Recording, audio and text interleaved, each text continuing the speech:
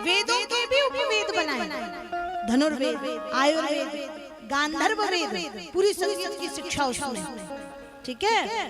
आयुर्वेद में पूरी डॉक्टरी आ गई, धनुर्वेद में पूरे अस्त्र शस्त्रों की कला आ गई, और अर्थशास्त्र ये उपवेद है, ये व्यास जी ने खुद अपने हाथ से रचा। मतलब जितने भी कहना चाहिए विषय पढ़ाए जाते हैं वो सब पहले महर्षि व्यास वर्णित कर चुके थे, जिनसे मनुष्य का जीवन सरल हो। अब क्या डॉक्टरी होगी जिसमें 50 तो चेकअप लिख देते हैं, वो पहले में खाली हो जाता है। आयुर्वेद में स्वास्थ्य का, ईड़ा पिंगला सुषुम्ना का क्रम देख करके ही समझ जाया करते थे कि इसको क्या बीमारी है। त्वचा का रंग देखकर समझ जाते थे कि इसको कौन सा रोग है और किस प्रकार से इस व्यक्ति को ठीक किया जा सकता है। अभी आयुर्वेद का कुछ अंश पा करके ही लोग बहुत बड़े बड़े धनाढ्य बनते जा रहे हैं, परंतु जो बृहद आयुर्वेद है, जो महर्षि व्यास के द्वारा रचित है, उसमें तो अमृतत्व को कैसे प्राप्त हो सकते हैं वे उपाय भी, वो औषधियां भी बताई गई हैं।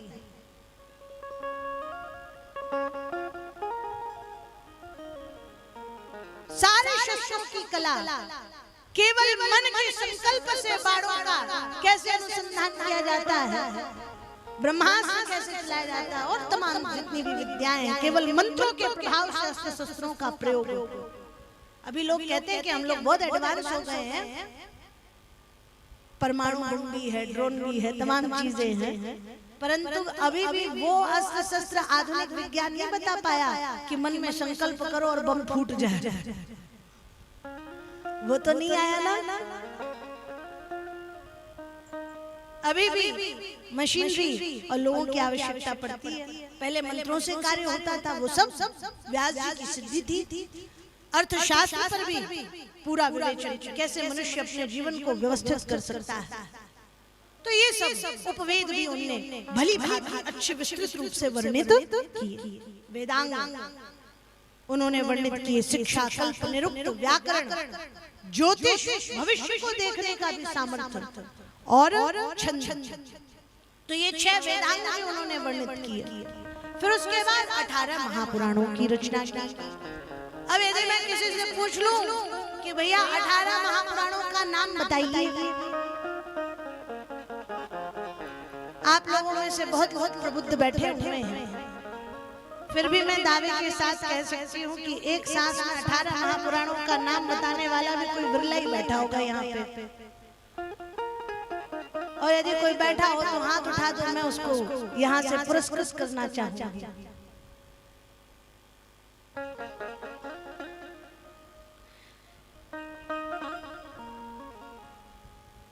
अभी विश्वनाथ देवी जी खूब पुरस्कृत किया जाएगा, पर ये तो इसी में महारथी है ना, यही कर रहे हैं,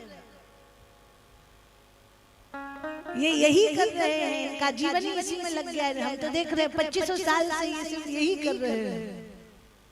परंतु हम जितने भी वैदिक सनातन धर्मावलंबी अपने आप को कहते हैं कि हम वैदिक सनातन धर्मावलंबी, हम हिंदू हैं, हिंदू हैं, हिंदू हैं, हिंदू से पूछो 18 महापुराण का नाम बता, फिर हमें ज्ञान देना चाहिए, हमें अपने बच्चों को भी वो ज्ञान देना चाहिए। एक बहुत अच्छी बात बताई है यहाँ पर, बड़ा अच्छा तरीका बताया है श्लोक के माध्यम से भी, और फिर वो मैं हिंदी में भी आपको बताऊंगी कि 18 महापुराणों के नाम कैसे याद रखे जाते हैं। मद्वयम भद्वयम चैव, माँ से 2 पुराण, माँ से 2 पुराण कौन कौन से? मत्स्य पुराण, मार्कंडेय पुराण। मद्वयम भद्वयम, भ से भी 2 पुराण है, कौन कौन से? भविष्य पुराण और भागवत पुराण। ब्रत्रयम च चतुष्टयम, अब ब्र से 3 पुराण हैं, ब्रह्मांड पुराण, ब्रह्मवैवर्त पुराण और हे प्रभु परीक्षा ले रहे हो।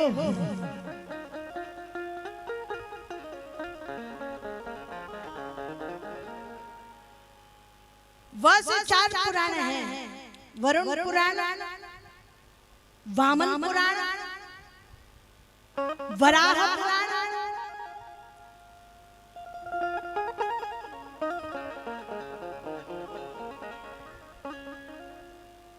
ब्रह्म पुराण, ब्रह्मांड पुराण, ब्रह्म वैवर्त पुराण, वायु पुराण। 4 व से ये हो गए। फिर उसके बाद अग्नि पुराण, नारद पुराण, स्कंद पुराण, लिंग पुराण, पद्म पुराण।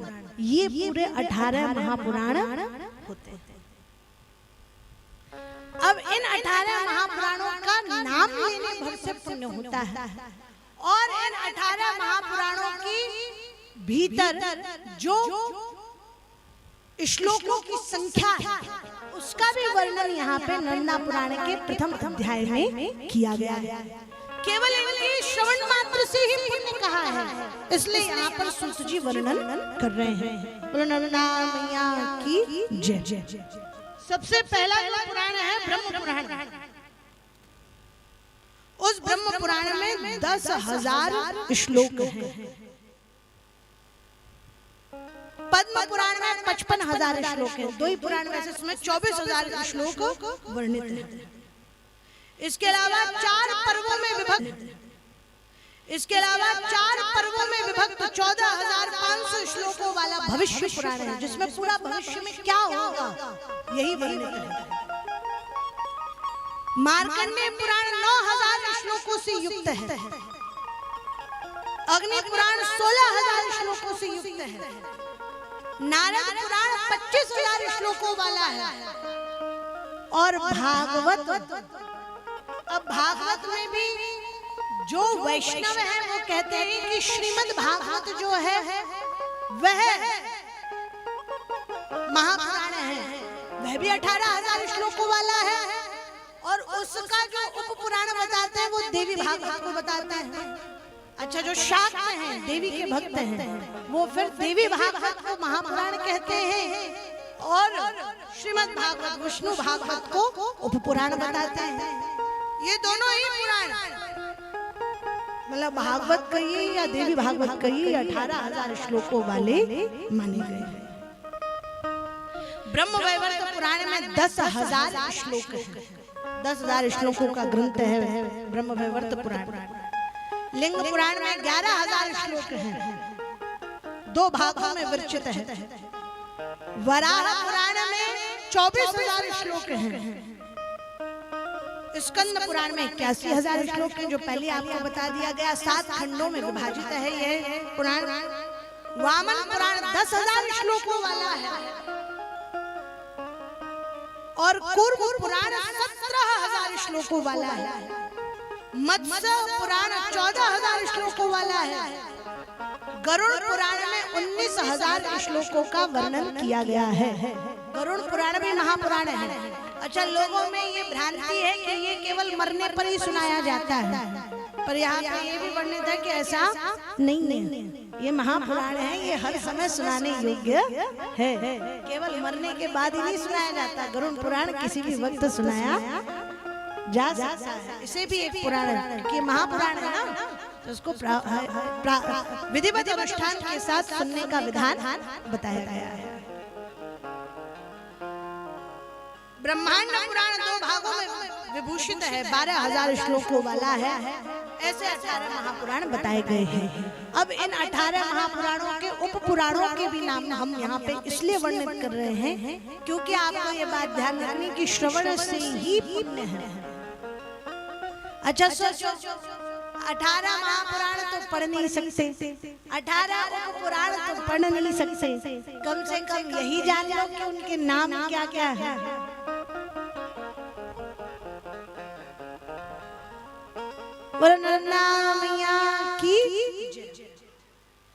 सबसे पहले सनत कुमार के नाम से विख्यात उप पुराण है।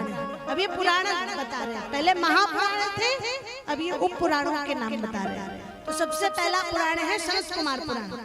पद्म पुराण से संबंध रखने वाला है नारसिंह पुराण। विष्णु पुराण से संबंधित है शौकीय पुराण।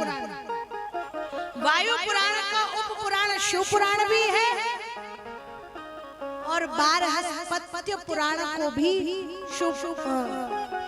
वायु पुराण का उप पुराण कहा है, बारहस्पत्य पुराण। श्रीमद् भागवत का मैंने आपको बताया है कि देवी भागवत भी कहते हैं उप पुराण है और इसका दौर्वासस उप पुराण भी है। भविष्य पुराण से संबंधित नारद के द्वारा कहा गया एक नारद उप पुराण भी है। बृहन नारदीय और नारदीय भेद से 2 पुराण प्रसिद्ध हैं, कापिल पुराण, मानव पुराण, शुक्राचार्य पुराण और शिनश उप पुराण। फिर उसके बाद वरुण पुराण,